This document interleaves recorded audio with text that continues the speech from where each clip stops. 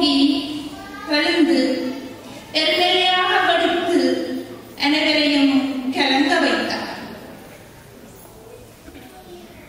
தமிழோடு இணைந்து தமிழாக மலர்ந்துள்ள இவ்வேளையில் தமிழோடு இணைந்து தமிழாக மலர்ந்துள்ள பாஸ்டன் தமிழ்ச்சங்க கலை விழாவில் உங்கள் சார்பாக எமது நன்றியை அவர்பால் தெரிவித்துக் கொண்டு அவருடைய ஆக்க கவிதையை இன்று உங்களுடன் பகிர்கின்றேன்.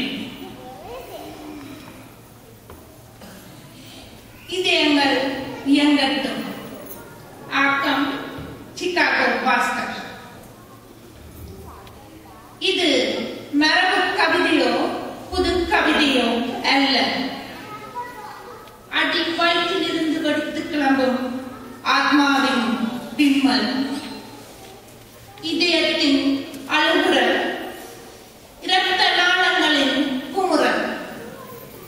வெண்ணில் வதைப்பட்டு விதைப்பட்டோரை வணங்கி வணங்குகிறேன். முயற்சியுடையார் நிகழ்ச்சி அடையார் என்பதற்கு முன்னுதாரணமாக தோல்விகள் பல கடந்து வெற்றியோடு இன்று இலக்கினை அடைந்து துவண்டு போயிருக்கும் தமிழரை தூக்கி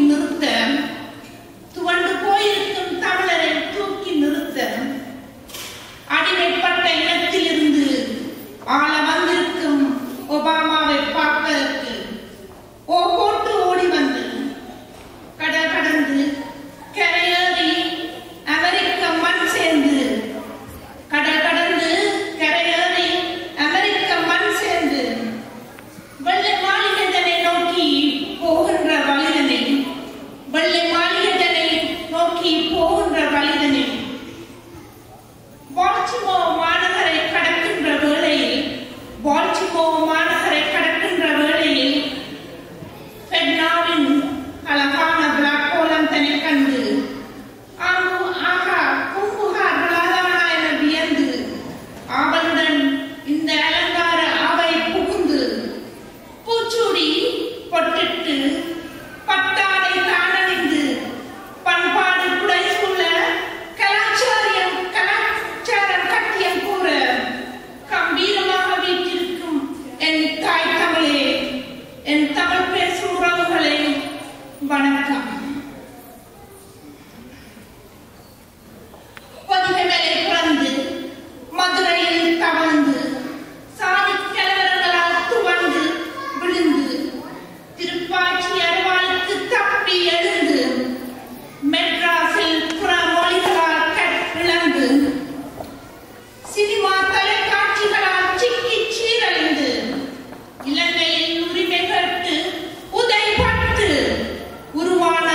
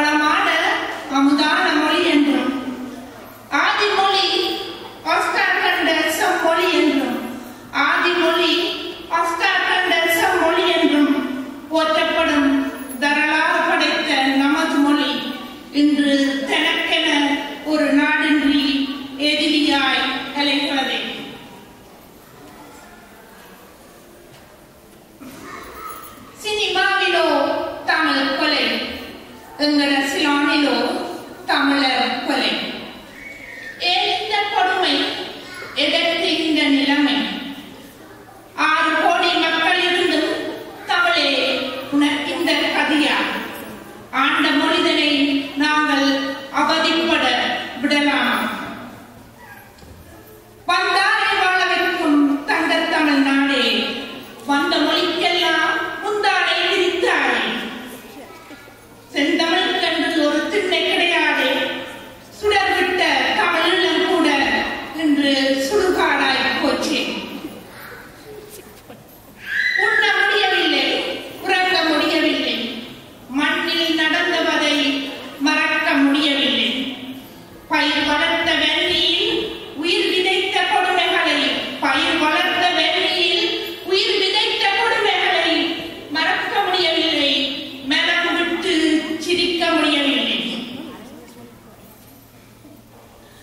ஒட்டிய வயதுடன் பட்டினி கிடக்கிறாள் என் தாய், பட்டிய காலுடன் பிச்சை எடுக்கிறார் என் தந்தை, கற்பை இழந்து விட்டு குழந்தையோடு தவிக்கிறாள் தங்கை, கட்டத்துணியின்றி காடுகளில் நிலைக்கிறாள் அக்கா, பித்து பிடித்து திரிகிறான் வெண்ணியில் தம்பி, நித்தம் பெண்கள் அழுகிறார்கள் கற்பை இழந்து விண்ணி. யுத்தம் முடிந்தும் போகவில்லை படுபாவி ஆமி, சத்தமின்றி இருக்கிற நம்ம முருகண்டி சாமி. காணிகளை மட்டுமல்ல கற்பையும் பறிக்கிறான். அங்கு கோயில்களை மட்டுமல்ல குடும்பத்தையும் அழிக்கிறான். இன்று என்னென்று கேட்டால் வெள்ளைவானில் கடத்துகிறான். புத்தன் காவிக்கும் கரைபூசி கலாச்சாரத்தை சீரழிக்கிறான். பட்டினியால் துடித்து சிசுக்கள் கதறி சாகும் போது, தெய்வமே நீ எங்கு போனாய்? நீயுமா அகதியானாய்? கண் முன்னால் நம் தமிழர்களை கொல்லும் போது, இந்தியாவே நீ ஏன் மௌனமானாய்? ஆயுதங்கள் வெள்ளி மண்ணில் ஓய்வு கொண்ட போது, ஆயுதங்கள் வெள்ளி மண்ணில் ஓய்வு கொண்ட போது, போர் முடிந்து போனதென்று பொய்கள் கூறி, போர் முடிந்து போனதென்று பொய்கள் கூறி, குண்டு போட்டு கொன்ற விதம் உலகம் வந்தும் தெரியும். குண்டு போட்டு கொன்ற விதம் உலகம் வந்தும் தெரியும். உண்டிலேற்ற பாவிகளே, இன்னும் என்ன வேண்டும்? நேரில் கண்ட சாட்சியங்கள் எத்தனையோ உண்டு. நோக்கியாவில் படம் பிடித்த வீடியோக்களும் உண்டு. நோக்கியாவில் படம் பிடித்த வீடியோக்களும் உண்டு. புத்தருக்கு பயந்து சொன்ன ராணுவமும் உண்டு. இத்தனைக்கும் பின்னாலே உலகமே மௌனம் எதற்கு? நடந்தது ஒன்றும் நன்றாக நடக்கவில்லையே கண்ணா. நடப்பது ஒன்றும் திருப்தியாக இல்லையே இந்தியா. நடக்க இருப்பது உங்கள் கையில் தானே ஒபாமா. நடக்க வைப்பது உன் ஒற்றுமையில் தானே